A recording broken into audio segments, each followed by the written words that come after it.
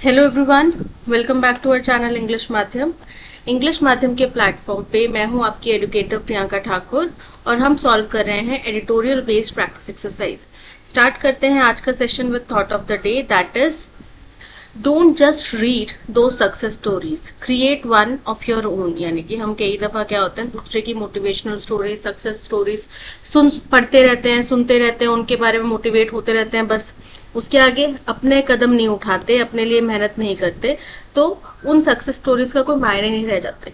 जब तक आप अपने लाइफ में उन चीजों को अप्लाई ना करें, उन चीजों को इम्प्लीमेंट ना करें और उनसे मोटिवेट होके आगे आपकी कोई सक्सेस स्टोरी ना बन जाए, ठीक है, तब तक कोई उन चीजों को पढ़ने का फायदा नहीं है। आप बस एक टाइम पास करने की एक जरिया ढूंढ लिया आपने कि भाई सक्सेस स्टोरीज पढ़ते रहो और अपनी लाइफ में इम्प्लीमेंट उनको करो मत, आगे बढ़ो मत, है ना, और दूसरों की लाइफ से इंस्पायर होते रहो।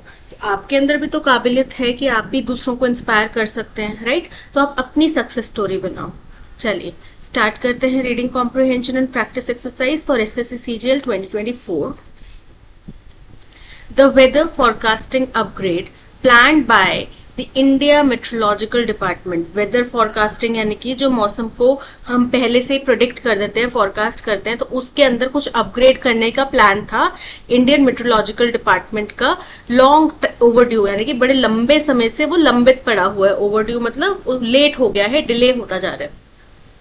In the past 10 years, पिछले 10 सालों में, the IMD's ability to make long range predictions over broad region, जो IMD है, इंडियन मेट्रोलॉजिकल डिपार्टमेंट है, उसकी जो काबिलियत है, एबिलिटी है, किस चीज की? लॉन्ग रेंज, लंबी रेंज के प्रोडिक्शंस करने में, बड़े रीजन में, ब्रॉड रीजन मतलब काफी बड़े रीजन में फैले हुए, हैज इम्प्रूव्ड अप्रिशिएबली, काफी हद तक, काफी पर्याप्त रूप से, काफी प्रभावशाली ढंग से ये इम्प्रूव हुआ है।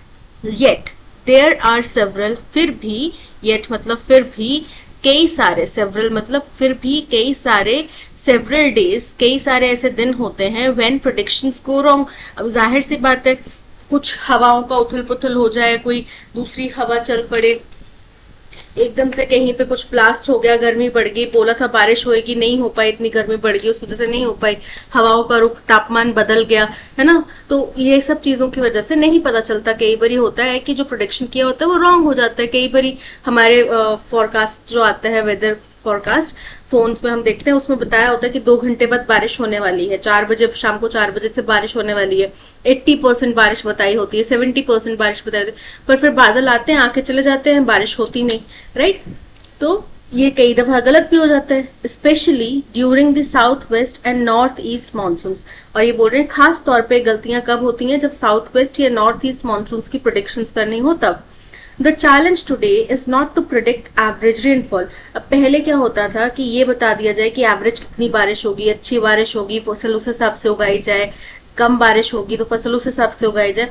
अब वो चैलेंज नहीं है कि एवरेज रेनफॉल प्रिडिक्ट करनी है या इस सीजन में टेम्परेचर कितना रहेगा ये प्रिडिक्ट करना है, इस महीने में या इस वीक में टेम्परेचर कितना रहेगा ये प्रिडिक्ट करना है। ये अब चैलेंज नहीं है। अब चैलेंज क्या है? जो extreme weather events that usually occurred, जो कि आमतौर पे होते थे कब? Once in a few decades, कई दशकों में कभी एक आध बार जो होती थी घटनाएं, नाउ थ्रेटन पीपल्स लाइव्स, अब इसने लोगों के जीवन को खतरे में डाला हुआ है, डराया हुआ है, and livelihoods through out the year, साल के किसी भी क्षण ये हो सकती है, हर साल हो सकती है, रिपीटेडली साल में बार बार हो सकती है। यानी कि ऐसे एक्सट्रीम इवेंट्स जो हमें कभी कभार दशकों में, कई सालों में एक आध बार सुनने मिलते थे, वैसे एक्सट्रीम वेदर इवेंट्स जो हैं, एक्सट्रीम घटनाएं जो हैं वेदर में, वो हमें साल के किसी भी सीजन में, किसी भी मौसम में, कभी भी, साल में कितनी दफा भी सुनने मिल सकते हैं, जिनसे लोगों की जानों को बहुत ज्यादा खतरा है। Weather forecasters need to find ways to alert farmers, municipal authorities and office and school goers। बोल रहे हैं वेदर फोरकास्टर्स का क्या जरूरी है कि भाई वो अलग अलग जरिए निकालें कि वो पहले ही प्रोडिक्शन कर पाए और किसानों को अलर्ट कर पाए, म्युनिसिपल अथॉरिटीज को अलर्ट कर पाए, ऑफिस जाने वाले, स्कूल जाने वाले लोगों को अलर्ट कर पाए अबाउट कोपियस रेनफॉल, कोपियस मतलब क्या हो गया कि बहुत प्रचुर मात्रा में, बहुत अबंडेंस में रेन होने वाली है, उसके बारे में उनको वार्निंग दे पाए। At hyper local levels, hyper local मतलब छोटे छोटे लोकल लेवल्स पे भी उन लोगों को बताया जा सके कि भाई आपके इलाके में इतनी बारिश होने वाली है, तो आप उस हिसाब से आज घर से बाहर ना ही जाएं तो बेहतर है। क्लाइमेट इंड्यूस्ड वेगारीज हैव, वेगारीज क्या होते हैं, जो अनिश्चितताएं होती हैं, अनसर्टेनिटीज होती हैं, अनप्रडिक्टेबिलिटी होती है, तो क्लाइमेट के द्वारा उत्पन्न की गई जो अनप्रडिक्टेबिलिटी है, have triggered disasters like the recent landslides, इन्होंने कई सारे डिजास्टर्स को उत्पन्न किया है, प्रेरित किया है, जैसे कि हाल फिलहाल में जो वायनाड में लैंडस्लाइड्स हुई वो, and lake burst in Sikkim and Uttarakhand last year, या फिर पिछले साल सिक्किम और उत्तराखंड में जो लेक बर्स्ट हुआ था जिसकी वजह से अचानक से बहुत ज्यादा बाढ़ आ गई थी, उत्तराखंड का तो डैम भी बह गया था। तो ये जो घटनाएं हैं ये किसकी वजह से, क्लाइमेट के द्वारा जो पैदा की गई अनिश्चितताएं हैं उनकी वजह से ये डिजास्टर्स होते हैं। Administrators have often been caught off guard, off guard मतलब एकदम भौचक्के हो जाना, एकदम सरप्राइज हो जाना। तो जो एडमिनिस्ट्रेटर्स हैं कई दफा वो एकदम शॉक्ड हो जाते हैं बाय द फरी ऑफ द एलिमेंट्स, फरी मतलब प्रकोप, रोष, गुस्सा, एलिमेंट्स इन तत्वों का, जो धरती के तत्व हैं, इन तत्वों का इतना आक्रोश देखकर कई बार एडमिनिस्ट्रेटर्स जो है वो भी एकदम भौचक्के रह जाते हैं।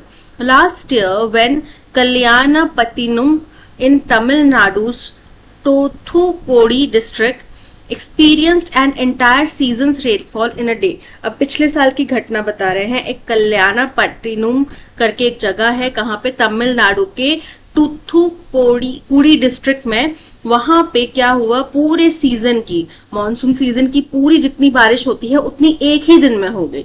ठीक है। Chief minister MK. Stalin blame the IMD for not issuing advance alerts. तो उस समय पे चीफ मिनिस्टर एम.के. स्टालिन ने क्या किया, उन्होंने आईएमडी के ऊपर आरोप लगाया कि भाई आपने एडवांस में अलर्ट्स नहीं जारी किए, तो लोगों को पता ही नहीं चला कि इतनी बारिश होगी, कई लोगों की जानें भी गई होंगी, काफी नुकसान भी हुआ होगा, right. The problem is that predicting such intense rainfall is virtually impossible today. बोल रहे हैं, लेकिन परेशानी क्या है, परेशानी ये है कि इस तरीके के इंटेंस रेनफॉल को प्रिडिक्ट कर पाना नामुमकिन के बराबर है, लगभग नामुमकिन है। ठीक है, आज की डेट में।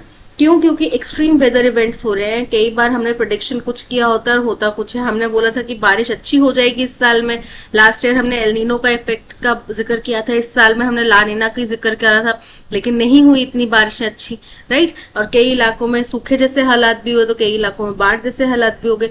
तो हम, क्योंकि हम लोगों ने खुद ही क्लाइमेट को इतना डिस्टर्ब कर दिया है कि अब क्लाइमेट हमें डिस्टर्ब कर रहा है, वो हमें कंफ्यूज कर रहा है, और उसके कंफ्यूजन का परिणाम ये हो रहा है कि इस तरीके के एक्सट्रीम वेदर इवेंट्स हो रहे हैं जो कि आईएमडी के लिए भी प्रिडिक्ट कर पाना बहुत मुश्किल हो जाता है। States such as Kerala, Odisha and Maharashtra have sought the help of private agencies. अब जैसे कि केरला, ओडिशा और महाराष्ट्र जैसे स्टेट्स हैं, उन्होंने क्या किया, उन्होंने प्राइवेट एजेंसीज की मदद लेने का सोचा, मदद लेनी चाहिए, टू ऑगमेंट, ऑगमेंट मतलब बढ़ाना, आईएमडीज इंफॉर्मेशन, आईएमडी से जो इंफॉर्मेशन मिली उसको और ज्यादा पुख्ता करने के लिए, और ज्यादा अप्रोप्रिएट, एकदम एक्यूरेट इंफॉर्मेशन उनसे मिल पाए, उसके लिए उन्हें कुछ प्राइवेट एजेंसीज की हेल्प लेना शुरू कर दिया।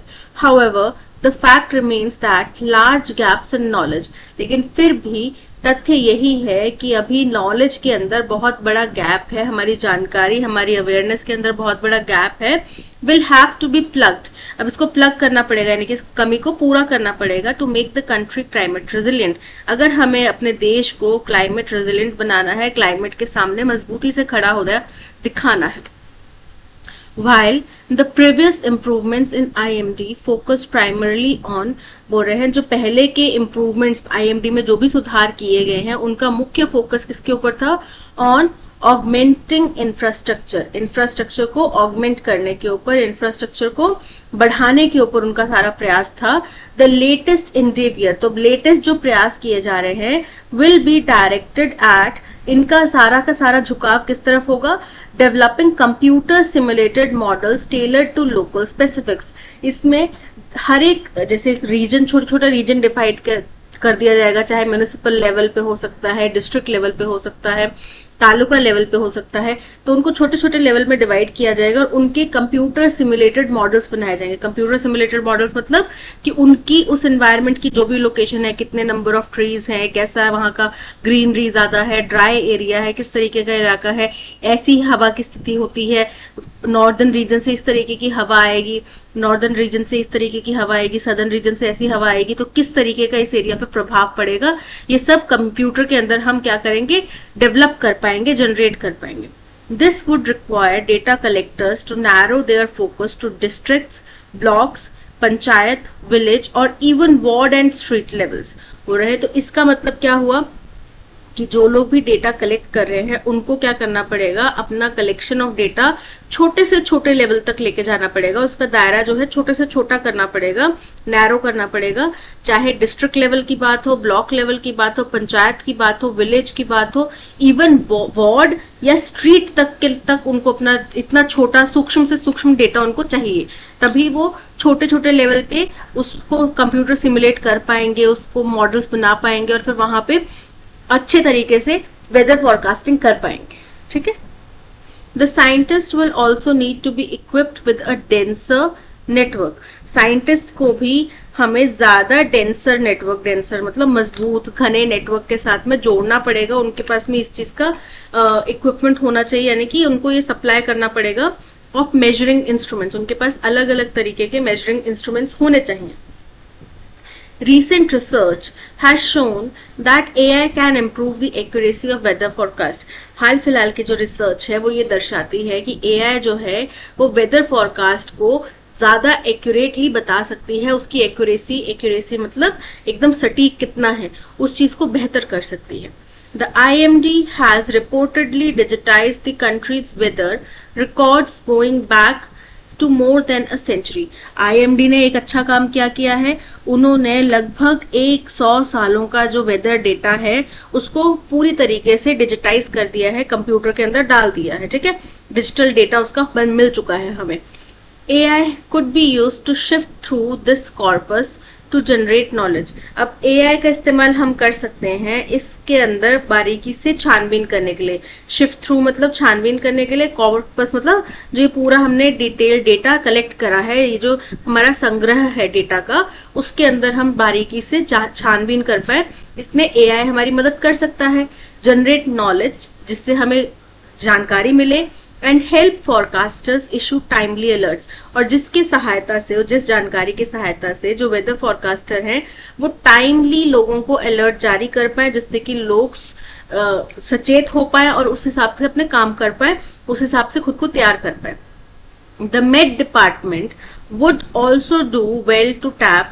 अब जो ये मेट डिपार्टमेंट है ये क्या करेगा, ये और ज्यादा काम करेगा टैप करने के लिए यानी कि उपयोग करने के लिए into research conducted in universities and institutions. जो अलग अलग यूनिवर्सिटीज में अलग अलग रिसर्च करवाई जाती है, किसी इंस्टीट्यूशन की, किसी संस्था की कोई रिसर्च हुई है, वो पब्लिश हुई है, तो इन सबको उपयोग करने में कौन सहायता कर सकता है, ये सब किस चीज की सहायता कर सकते हैं, ये जो हमारा IMD डिपार्टमेंट है, मेट्रोलॉजिकल डिपार्टमेंट है, इसकी सहायता कर सकते हैं।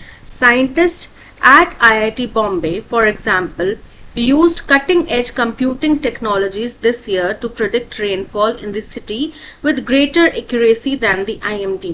बोल रहे हैं उदाहरण के तौर पे IIT बॉम्बे के साइंटिस्ट ने क्या किया, कटिंग एज मतलब बहुत ही ज्यादा advance technology, advanced computing technologies का इस्तेमाल किया इस साल टू प्रिडिक्ट, क्या प्रिडिक्ट करने के लिए, रेनफॉल इन दी सिटी, इस शहर के अंदर रेनफॉल को प्रिडिक्ट करने के लिए with greater accuracy than the IMD, जिसकी एक्यूरेसी, जिसकी सटीकता जो है IMD से ज्यादा थी, काफी अधिक थी। ठीक है। Another ongoing project at IIT Mandi horns into soil character. बोल रहे हैं एक और प्रोजेक्ट है जो IIT मंडी में हो रहा है, अभी चल रहा है, उसमें क्या कर रहे हैं, हॉर्न्स करना मतलब शार्प करना, स्मूथ करना, किसको, सॉइल के कैरेक्टरिस्टिक्स को बारीकी से पढ़ने की जांच यहाँ पे चल रही है, टू प्रिडिक्ट लैंडस्लाइड्स, जिससे कि लैंडस्लाइड्स प्रिडिक्ट की जा सके। Main streaming information on erratic weather would also require communicators conversant with local economic.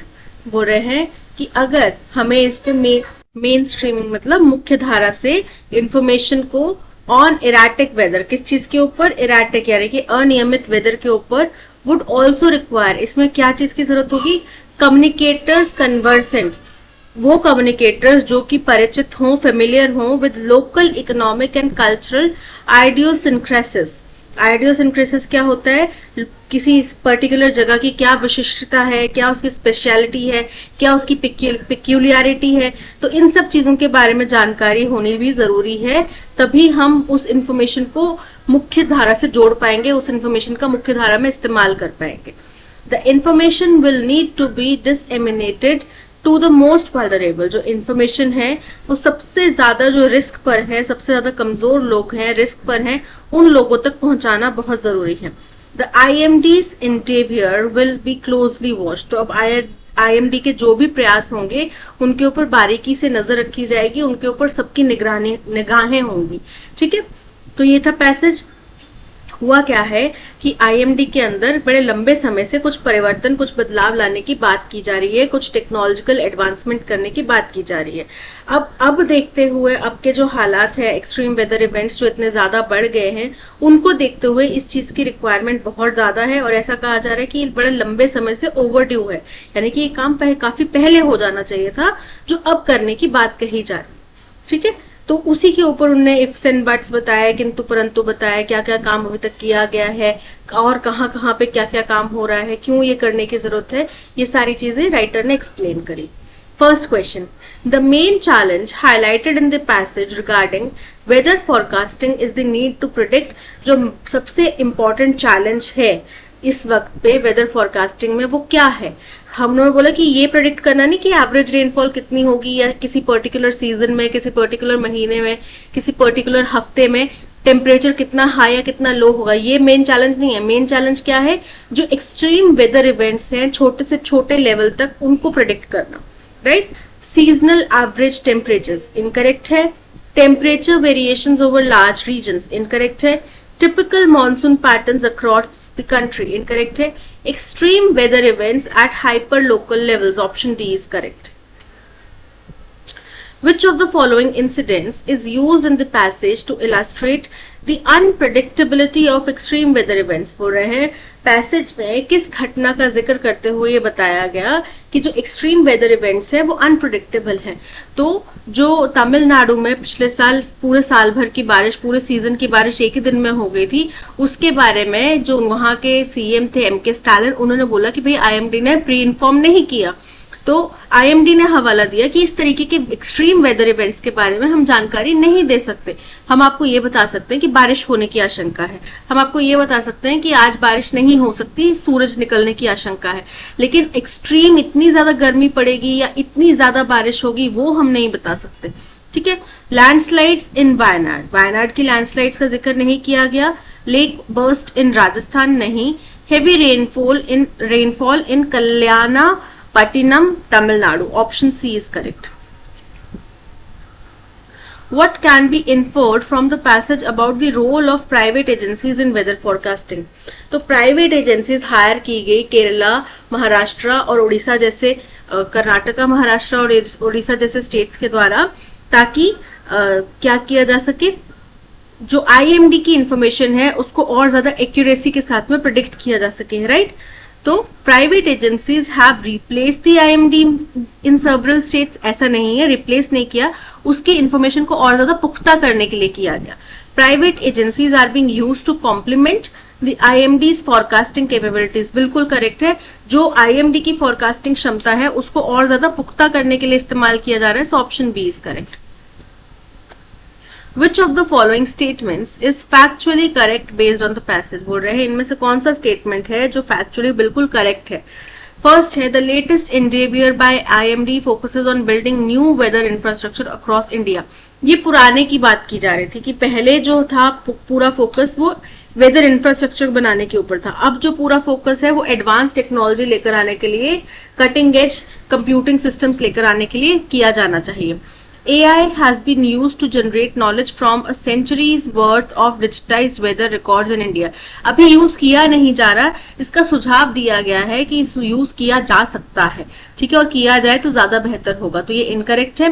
Scientists at IIT Bombay have developed methods that predict rainfall more accurately than IMD. बिल्कुल correct है, option C is correct.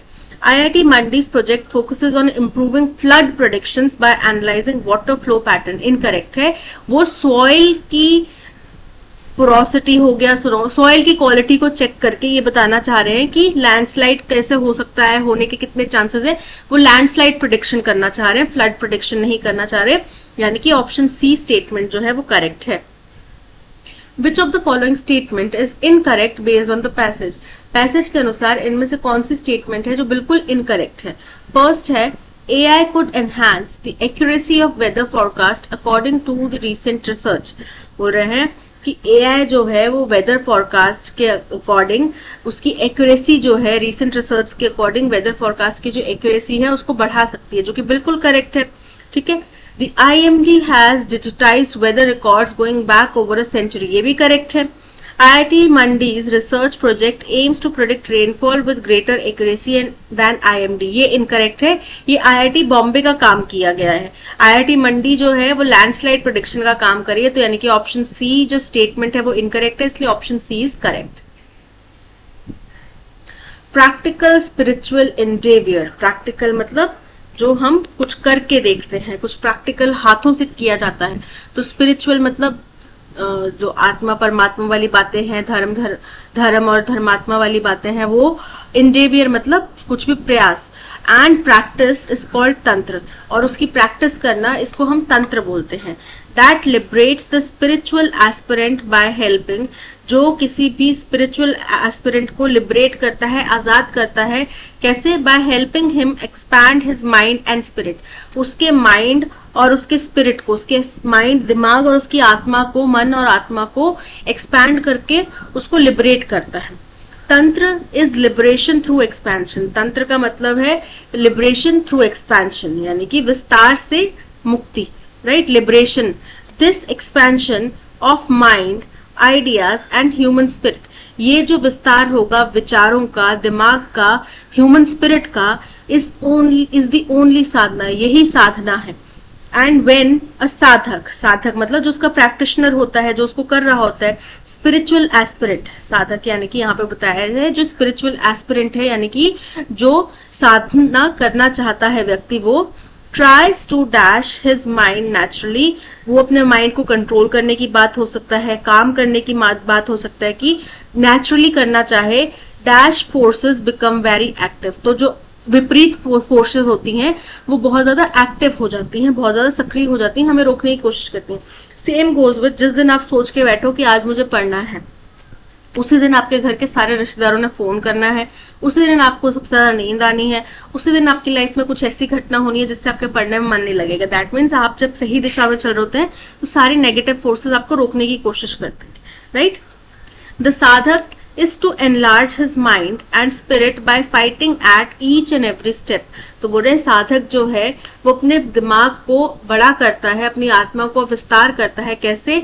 हर एक कदम पे, हर एक चीज से लड़के, जो भी नेगेटिव एस्पेक्ट्स आ रहे हैं उसके सामने, जो उसको रुकावटें आ रही हैं, उनसे लड़के वो अपने दिमाग को, अपनी साधना को और ज्यादा प्रचर कर सकता है और ज्यादा फैला सकता है. And stage of life. In his mind, अपने दिमाग में, there will be those two opposing forces. उसके दिमाग में दोनों ओपोजिंग फोर्सेस एक साथ चल रहे होंगे. That is the spiritual force and the debasing material force. बोल रहे एक तो उसकी स्पिरिचुअल फोर्स होगी और एक उसकी डिबेसिंग मटेरियल फोर्स होगी जो उसको उससे हिला रही होगी, यानी कि उसके जो विचार है कि मुझे अध्यात्म के रास्ते पे चलना है, मुझे धर्म कर्म में जाना है, उससे विचलित करने की कोशिश कर रही होगी. That will come in conflict, जो कि आपस में मतभेद करेंगे. विद डैश, किसी चीज के साथ, सहारे से. इन द माइंड, अपने दिमाग. In family, social and national life, in each and every dash of life. बोल रहे हैं फैमिली में, सोशल और नेशनल लाइफ, सामाजिक और देश के लिए, देश की जो जिंदगी है वो, चाहे हर और every, each and every aspect of life हो सकता है, each and every stage of life हो सकता है. There will be a fight. दिमाग में हमारे कुछ ना कुछ, बोलते हैं ना, हम अपने ही आप से लड़ रहे होते हैं, हमारे अंदर ही एक द्वंद चला होता है, तो वो द्वंद चल रहा होता है. That is those two fundamental belligerent forces. बोल रहे हैं यानी कि वो दो फंडामेंटल यानी कि बड़ी बेसिक, बड़ी मूलभूत, और बेलिगरेंट यानी कि एग्रेसिव जो फोर्सेस हैं, डैश बिकम एक्टिव, वो दोनों ही एक्टिव हो जाती हैं। One force will try to exalt you towards the supreme self, बोल रहे हैं एक तो फोर्स होगी जो आपको बहुत ज्यादा बड़ी बड़ी बातें, मतलब बड़ी बड़ी बातें नहीं, पर आपको सोचने पर मजबूर करेगी सुप्रीम सेल्फ, अपने सबसे उच्चतम स्तर तक पहुंचने के लिए या फिर भगवान तक पहुंचने के लिए आपको प्रेरित करेगी। And the other force will want to degrade you, दूसरी फोर्स आपको नीचे लेकर आना चाहेगी, आपको गिराना चाहेगी। गोड यू टुवर्ड्स क्रूड मटेरियलिज्म, वो आपको धकेलना चाहेगी किसकी तरफ, जो बड़ा ही क्रूअल, बड़ा ही बेसिक जो मटेरियलिज्म है उसकी तरफ आपको धकेलना चाहेगी, यानी कि वो आपको आपकी स्पिरिचुअल जर्नी से रोकना चाहेगी। When a sadhak, spiritual aspirant tries to dash his mind naturally, अब यहाँ पे विस्तार की बात की जा रही है, ऊपर वाले स्टेटमेंट में दिमाग के विस्तार की बात की गई है कि इसी को हम लिबरेशन कहते हैं, इसी को हम एक्सपेंशन कहते हैं। तो यहाँ पे साधक क्या कर रहा होगा, अपने माइंड को एक्सपैंड करने की कोशिश कर रहा होगा।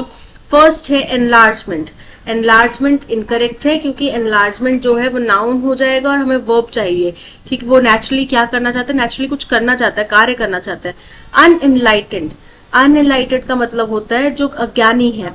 एनलार्ज, एनलार्ज मतलब यहाँ पे वर्ब है कि वो अपने दिमाग को बढ़ाना चाहता है। So option C is correct. Extension, extension मतलब विस्तार। Enlarge his mind naturally, dash forces become very active. तो डिबेसिंग, डिबेसिंग का मतलब होता है नीचे दिखाने वाला, अपने पद से हिलाने वाला, ठीक है। तो डिबेसिंग फोर्सेस एक्ट करेंगी, सो option A is correct. Debris, debris मतलब मलबा। अनसीजिंग, अनसीजिंग मतलब किसी चीज को पकड़ से बाहर कर देना या फिर निरंतर, ठीक है। डिफ्यूजिंग, डिफ्यूजिंग मतलब फैलाव किसी चीज का, विस्तार। So option A, debasing forces become active is correct. In his mind, there will be those two opposing forces, that is the spiritual force and the debasing material force, that will be in conflict with each other. एक दूसरे के साथ में द्वंद में होंगी। So option A is correct. Other, one another, another, क्या होगा, each other. Option A is correct. In family, social and national life, in each and every dash of life, strain, strain मतलब कोई चीज का दबाव, कोई चीज का तनाव। लायबिलिटी, जिम्मेदारी। मोमेंटम, गति। और स्ट्रैटम, स्ट्रैटम मतलब हर एक दायरे में, हर एक स्तर पर। तो लाइफ के हर एक पड़ाव की बात की जा रही है। Option D is correct. That is those two fundamental belligerent forces dash become active, क्या होगा, विल बिकम एक्टिव। जब भी हम करना चाहेंगे तब ये दोनों फोर्सेस एक्टिव हो जाएंगी। Will become active, option B is correct. In the days following the PHEIC declaration, बोल रहे हैं उन दिनों में जो कि PHEIC के डिक्लेरेशन के बाद के जो दिन थे, cases of mpox were identified in Sweden. Mpox के केसेस स्वीडन में पहचाने गए, पाकिस्तान में पहचाने गए और फिलीपींस में पहचाने गए, indicating that the virus has likely spread beyond the African continent, जिससे कि ये पहलू सामने आता है कि संभावना है कि ये वायरस जो है, तो बोल रहे हैं ये दर्शाता है कि ये अफ्रीकन कंट्री से, अफ्रीकन कॉन्टिनेंट से बाहर फैल चुका है virus. The World Health Organization WHO has once again declared mpox, formerly known as monkeypox, बोल रहे हैं WHO ने एक बार फिर से मंकी पॉक्स को, जिसको एमपॉक्स को, जिसको मंकी पॉक्स बोला जाता था, उसको एक बार फिर से डिक्लेयर किया है। क्या घोषित करा है, a public health emergency of international concern. ये जो PHEIC है वो यहाँ पे डिक्लेयर किया गया, यानी कि बी हमारा फर्स्ट स्टेटमेंट होगा, यानी कि बी हमारा ए से पहले स्टेटमेंट आएगा, क्योंकि यहाँ पे बी फर्स्ट स्टेटमेंट होगा या नहीं होगा ये पता नहीं, लेकिन बी स्टेटमेंट जो है वो ए से पहले आएगा। क्यों ए से पहले आएगा, क्योंकि PHEIC का फर्स्ट टाइम जिक्र यहाँ पे किया गया, जिसके डिक्लेरेशन के बाद में ही ये बाकी 3 देशों में पाया गया, ठीक है। Following it's outbreak in democratic republic of Congo, कब ये डिक्लेयर किया गया, जब ये इससे पहले कहाँ पे इसका आउटब्रेक, इसकी शुरुआत कहाँ पे हुई, डेमोक्रेटिक रिपब्लिक ऑफ कॉन्गो में, Africa, and subsequently spreading to over a dozen African countries. और इसके बाद ये 1 दर्जन से भी ज्यादा अफ्रीकन देशों में फैल गया। Less than 5 years after COVID-19 pandemic, the world faces the threat of another global health crisis. ये हमारा ओपनिंग स्टेटमेंट होगा। ठीक है, क्यों होगा ये हमारा ओपनिंग स्टेटमेंट? क्योंकि यहाँ पे जिक्र किया गया है कि कोविड-19 के बाद में दुनिया फिर से 5 साल से भी कम समय हुआ है, दुनिया फिर से एक बार एक हेल्थ क्राइसिस से जूझने वाली है। फिर उसके बाद में बताया गया बी स्टेटमेंट में कि क्या हेल्थ क्राइसिस है, यानी कि सी हमारा फर्स्ट स्टेटमेंट होगा। ठीक है, ओपनिंग स्टेटमेंट होगा। तो ऑप्शन ए और ऑप्शन बी एलिमिनेट हो जाता है, ऑप्शन सी और ऑप्शन डी हमारे पास वैलिड रहता है। उसके बाद में हमें एक रिलेशन और पता है कि बी जो है वो ए से पहले आएगा। ठीक है, यहाँ पे ए बी से पहले आ रहा है, इनकरेक्ट है। यहाँ पे बी ए से पहले आ रहा है, सो यानी कि हमारा सी फर्स्ट स्टेटमेंट और ए से पहले B, option D is correct. ठीक है, तो बी आ जाएगा। इसके बाद सेकंड स्टेटमेंट, थर्ड स्टेटमेंट है this comes on the heels of Africa centres for disease control and prevention declaration. Heel of मतलब किसी चीज के बाद में, किसी चीज के फॉलोअप के तौर पे। तो बोल रहे ये कब आया फैसला, ये डिक्लेरेशन कब आया? जब Africa centres for disease control and prevention, Africa CDC ने डिक्लेरेशन दिया of public health emergency of continental security. इसकी डिक्लेरेशन दिया, उसके बाद में WHO ने public health emergency of international concern declare कर दिया, marking the first instance where both regional and global health emergencies बोल रहे हैं। और ये पहली बार ऐसा हुआ है जब रीजनल लेवल पे और ग्लोबल लेवल पे हेल्थ इमरजेंसी डिक्लेयर करी है concurrently for the same disease, एक साथ एक ही डिजीज के लिए इस तरीके की रीजनल और इंटरनेशनल लेवल की हेल्थ इमरजेंसी डिक्लेयर की गई है। ये होगा सेकंड, थर्ड स्टेटमेंट। और फाइनल स्टेटमेंट हमारा आएगा ए स्टेटमेंट, क्योंकि इसके बाद में जैसे ही PHEIC की डिक्लेरेशन आई, उसके बाद में 3 देशों में इसके वायरस के जो केसेस हैं वो दिखने लग गए हैं। दैट मीन्स ये फैल चुका है, अब ये अफ्रीकन कॉन्टिनेंट तक सीमित नहीं रहा, ये बाकी देशों में फैल चुका है। तो ऑप्शन डी इज करेक्ट। अब चलते हैं क्वेश्चन नंबर 12 पे। क्वेश्चन नंबर 12 में S1 और S4 स्टेटमेंट गिवन है। इसके बाद में PQRS, इन स्टेटमेंट में से हमें S2 और S3 स्टेटमेंट फाइंड आउट करना है। ठीक है, चलिए देखते हैं। A low female labour force participation rate बोल रहे हैं, एक थोड़ा कम मतलब कम मात्रा में फीमेल लेबर फोर्स पार्टिसिपेशन यानी कि महिलाओं की वर्क फोर्स में जो भागीदारी है उसका लो रेट जो है has been the focus of bulk of discussion around women's empowerment. तो जब हम वुमेन एम्पावरमेंट की बात करते हैं तो उसमें जितने भी डिस्कशन होते हैं उसमें ये जो low rate of female labour force participation है ये चर्चा का अहम विषय रहा है, ज्यादातर चर्चाओं में ये अहम मसला रहा है। Which is separate from domestic work, जो कि डोमेस्टिक वर्क से अलग होता है। अब हम समझ गए कि यहाँ पे महिलाओं के वर्कफोर्स पार्टिसिपेशन की बात की जा रही है। ठीक है, it may also refer to professions that include these functions such as maid and cook. बोल रहे हैं इसमें वो प्रोफेशंस भी शामिल हो सकते हैं जिसमें मेड और कुक का काम शामिल हो।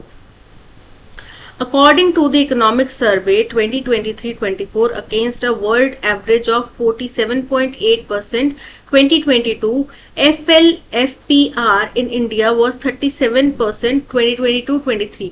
अब बोल रहे हैं कि इकोनॉमिक सर्वे 2023-24 के अनुसार दुनिया भर में महिलाओं का जो पार्टिसिपेशन था वर्कफोर्स में, लेबर फोर्स पार्टिसिपेशन था वो 47.8 था 2022 के लिए।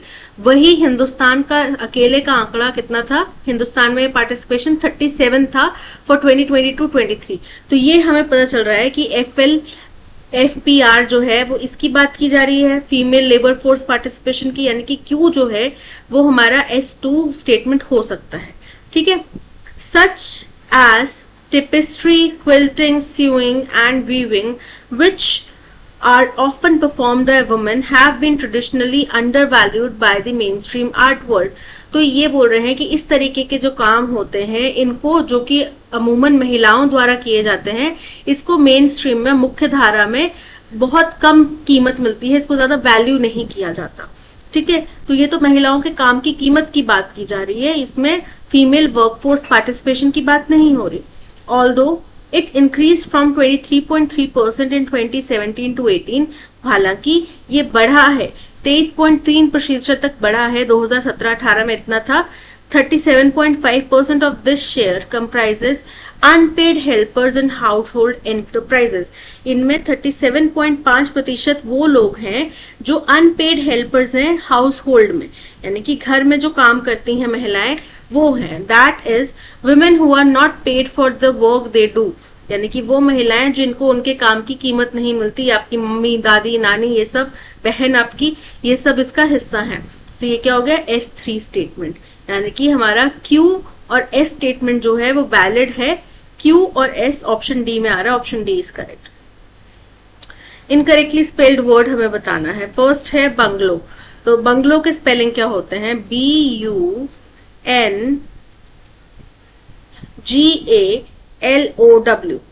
ठीक है, तो बंगलो तो इनकरेक्ट हो गया. Bungalow option B is correct. How do you dash the photos and files you have lost in your computer? बोल रहे हैं अगर आपकी कोई फोटोज या फाइल्स गुम हो जाएं कंप्यूटर में तो आप उनको क्या करेंगे, रिकवर करेंगे, रिट्रीव करेंगे. तो आप कैसे करते हैं वो चीज, हम क्वेश्चन टाइप करते हैं ना, how do you retrieve the lost files from your computer. तो रिमूव, रिमूव मतलब हटाना, रिसीव मतलब प्राप्त करना, रिट्रीव मतलब दोबारा से किसी चीज को हासिल करना, दोबारा से किसी चीज को उभारना. So option C is correct. Retire मतलब किसी को बस रिटायर कर देना, उसकी अब जरूरत नहीं है, उसको रिटायर कर दो, उसको काम से निकाल दो. तारा thought that they were absurd on a dying savior, that his sandals, his blazer, his hair, all were unsuited to the occasion. तारा ने सोचा कि जो भी उसका ये प्रयास है, जो भी एक वो करना चाह रही है, कोई व्यक्ति है वो कुछ करना चाह रहा है, वो एक मरते हुए सेवियर के लिए, डाइंग मतलब मरते हुए, सेवियर मतलब उद्धारकर्ता के लिए एब्सर्ड है, उसके लिए बेतुका है, क्योंकि उसके सैंडल्स, उसके ब्लेजर, उसके बाल, कुछ भी इस ओकेजन के लिए सूटेबल नहीं है, अनस्यूटेड है. ठीक है, तो यहाँ पे हमें इनकरेक्टली स्पेल्ड वर्ड बताना है. तारा किसी का नाम है, थॉट के स्पेलिंग करेक्ट है, दैट दे वर एब्सर्ड के स्पेलिंग करेक्ट है, डाइंग के स्पेलिंग करेक्ट है, सेवियर करेक्ट है, दैट हिज सैंडल्स करेक्ट है, his blazer, his hair, all were unsuited correct है, टू दी ओकेजन, ओकेजन के स्पेलिंग इनकरेक्ट है.